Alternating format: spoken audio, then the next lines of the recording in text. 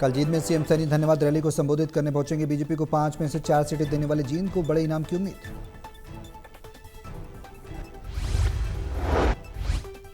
कहा वहीं लोगों में जोश और जुनून भी है।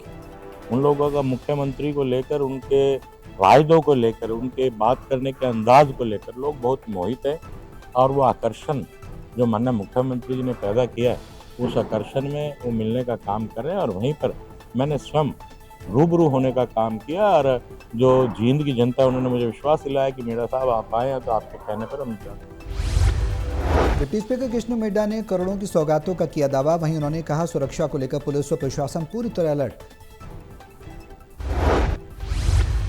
देने का काम करेंगे। हजारों करोड़ रुपए की सौगात हमें मिलने वाली है, हमें पूर्ण रूप से उम्मीद है।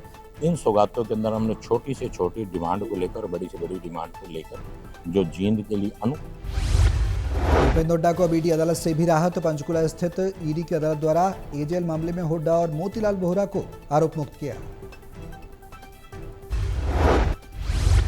केस लगाया हुआ था, इसमें ईडी ने कंप्लेंट फाइल की हुई थी श्री भूपेंद्र सिंह हुड्डा जी के खिलाफ और मोतीलाल वोहरा जी के खिलाफ। तो उसकी जो प्रेडिकेट ऑफेंस था उसमें वो पहले ही डिस्चार्ज हो चुके हैं हाई कोर्ट से, और उसके आधार पर अभी हमने एप्लीकेशन लगाई थी ईडी केस में। एसोसिएटेड जनरल्स लिमिटेड अनियमितताओं और जमीन आवंटन का मामला था। ईडी ने सुनवाई के बाद पाया आरोपों को साबित करने के लिए पर्याप्त साक्ष्य मौजूद नहीं, जिससे चलते अदालत ने दोनों नेताओं को आरोप मुक्त किया।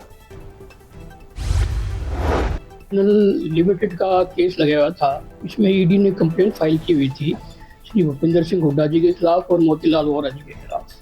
तो उसकी जो प्रेडिकेट ऑफेंस था उसमें वो पहले ही डिस्चार्ज हो चुके हैं हाई कोर्ट से।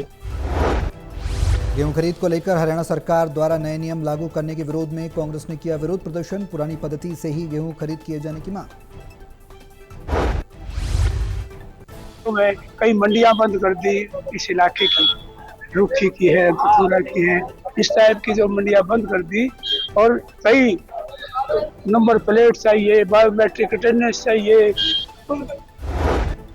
प्रदर्शनकारियों का कहना है कि गेहूं खरीद प्रक्रिया में बायोमेट्रिक सत्यापन, ट्रैक्टर नंबर सहित अन्य नए नियम लागू किए गए हैं, जिससे किसानों को परेशानियों का सामना करना पड़ रहा है। ट्रैक्टर पर नंबर प्लेट हो, ट्रेली पर नंबर हो, और किसान को जो बायोग्राफी कराने की बात की गई, एक उठा लगाएगा किसान, जब क्यों मंडी में बेचने का काम करेगा। आप सब ने पता है कि किसान का जो उठा है वो कनाल पहुंची कांग्रेस नेता ब्रजेंद्र सिंह की सद्भावना यात्रा। शहर में कई जगहों पर यात्रा का स्वागत किया गया। यात्रा में पूर्व विधानसभा स्पीकर कुलदीप शर्मा के साथ पूर्व विधायक शमशेर सिंह गोगी शामिल हुए। कृषि मंत्री बोले अनाज मंडियों में जो दिक्कत आएगी उसका समाधान करेंगे। लिफ्टिंग के 48 घंटों में पेमेंट हो जाएगा। टोटल 114 हम सारियों में जाने का विचार है, ताकि ये जो सिस्टम है पोर्टल का, ये वेरीफाई पूरा का 100% करना होता है हमारे को। कृषि मंत्री ने बताया हरियाणा में 114 मंडियां हैं। पोर्टल वेरीफाई करने की प्रक्रिया जारी। यमुनानगर में 1,20,000 किसानों में से 1,13,000 का पोर्टल वेरीफाई हो चुका है। अभी आड़तियों की बात सुन के उनकी जो मदद है उसकी करेंगे। तो क्या क्या समस्या रखी है आड़तियों ने? आड़तियों ने तो आज कुछ समस्या को तो सिर्फ एक जानकारी लेनी थी, भाई ये जो अपना डाटा। श्याम सिंह राणा ने पंजाब बीजेपी कार्यालय के बाहर हुए विस्फोट का जिक्र करते हुए कहा जो भी दोषी होंगे उसे बख्शा नहीं जाएगा। इसकी बड़े पैमाने पर जांच जारी है। बहुत बड़े स्तर पर जांच होगी, उसकी जब जांच आएगी तो देखो बात तो गलत हुई है। पंजाब में जो सरकार है उसने इस बात का ध्यान रखना चाहिए, भी सुख शांति रहे। ग्रेनेड फेंका, उसका तो वीडियो भी वायरल हुआ।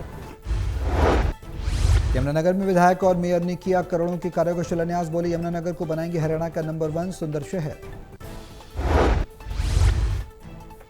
आज हमने विकास कार्यक्रमों की शिलान्यास किया है, जिसके अंदर पार्कों का सौंदर्यीकरण भी है, सड़कों का निर्माण है, उसके साइड में टाइल लगाने का कार्य है, या नाले के निर्माण के साइडों में दोनों स्ट्रॉम वाटर के लिए कार्य हमने शुरुआत की है। और वैसे तो पूरे 1 साल से ही हम इन कार्यों के ऊपर लगे हुए हैं, जिसके अंदर हम नियर